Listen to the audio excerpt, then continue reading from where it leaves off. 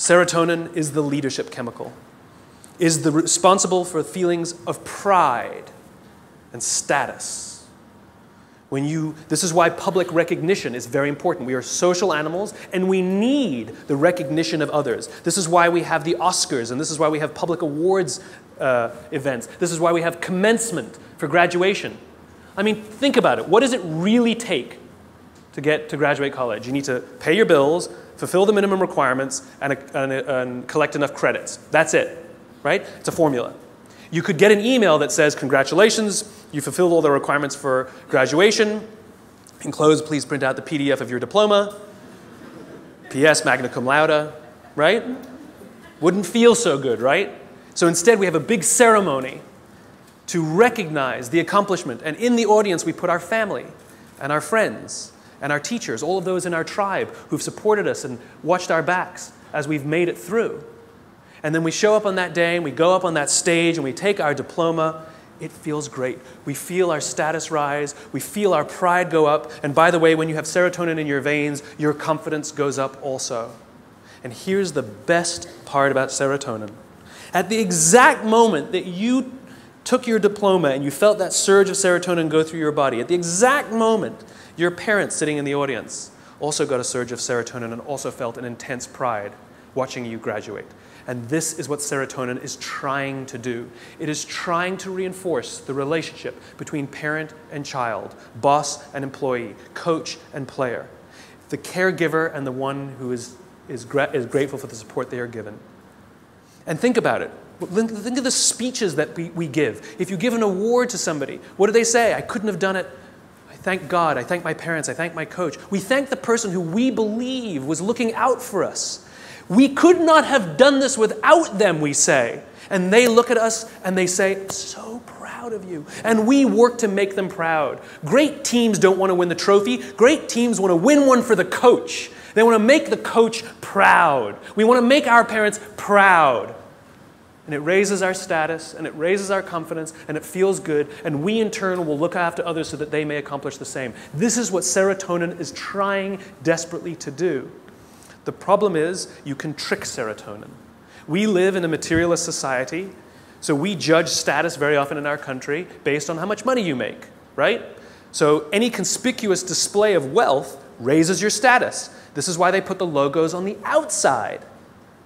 No good on the inside, nobody can see them. We want the red line of our Prada glasses. How good, you own a pair of designer shoes, how good does it feel to put on your Gucci shoes? Oh my God, it feels so good. You walk out and you feel $1 million. You can actually feel your confidence rise when you put on the stuff, right? Because it's showing this display of status. It feels great. The problem is there was no real relationship that was reinforced because of it. You tricked the system.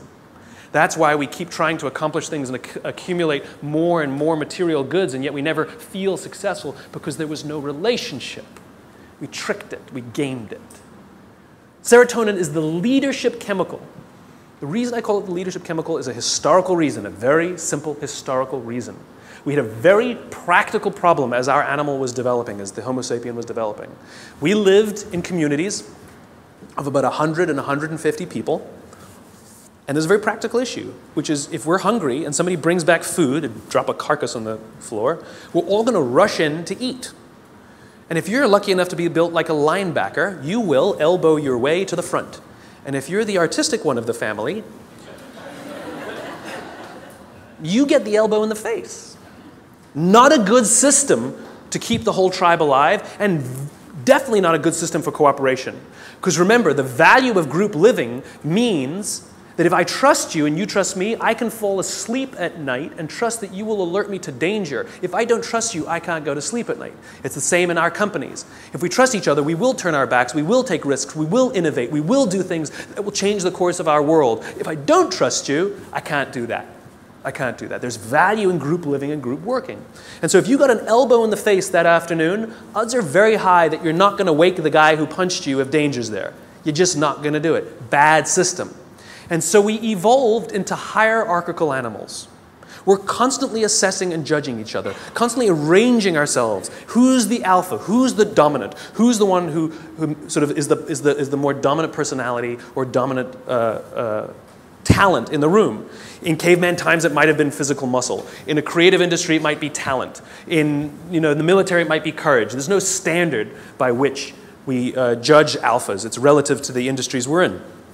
And it's relative to us as well. If you've ever met someone and you were nervous while you were meeting them, you're not the alpha. We've all had the experience where we're meeting somebody and we can sense that they're nervous meeting us. You're the alpha. So we're constantly judging and assessing each other who's alpha, right? And what we do is when we assess that someone else is the alpha, we voluntarily take a step back and allow them to eat first. Alphas get first choice of meat and first choice of mate. Good system. Good system. The alpha gets to eat first. The rest of us may not get the best cut of meat, but we will get to eat eventually, and we won't get an elbow in the face. Good system. We'll happily alert them to danger later. Good system. This is why we're constantly trying to raise our status, is because there are benefits to being the alpha. People will do things for us and step back and offer us favors, right? To this day, we're perfectly comfortable giving special treatment to our alphas. No one has a problem that your boss makes more money than you. You might think he's an ass, but you don't have a problem that he makes more money. Nobody has a problem that somebody who outranks us at work has a bigger office than us. Doesn't offend us. It is deeply ingrained in us. We happily step aside and allow our alphas first choice of meat and first choice of mate. It's good to be the king. There are advantages that come with being the alpha. You get special treatment. You get to eat first. People show you love and respect. It boosts the serotonin. You walk around like this. It boosts your confidence. It's awesome. But it comes at a cost. You see, the group is not stupid. We're not giving all of that stuff away for free. Leadership, alpha, comes at a cost. You see, we expect that when danger threatens us from the outside, that the person who's actually stronger, the person who's better fed, and the person who is actually teeming with serotonin and actually has higher confidence than the rest of us, we expect them to run towards the danger to protect us. This is what it means to be a leader. The cost of leadership is self-interest. If you're not willing to give up your perks when it matters, then you probably shouldn't get promoted. You might be an authority, but you will not be a leader. Leadership comes at a cost. You don't get to do less work when you get more senior. You have to do more work. And the more work you have to do is put yourself at risk to look after others. That is the anthropological definition of what a leader is. This is why we're so offended by these banker boys who pay themselves astronomical salaries. It has nothing to do with the number. It has to do with the fact that they have violated a deep-seated social contract. We know that they made all of that money and allowed their people to be sacrificed. In fact, they may have sacrificed their people for the money. If I told you we're going to give $150 million to Nelson Mandela, would anyone have a problem with that? Nope. $250 million to Mother Teresa. Got an issue with it? Nope. It's not the number. It's not the amount of money they make. It's that we are deeply and viscerally offended that we know that we allowed them to have this alpha position and they did not fulfill their responsibility of the alpha. They're supposed to sacrifice themselves for us. Never sacrifice us for themselves. This is why we're angry and offended and don't trust them. They fail.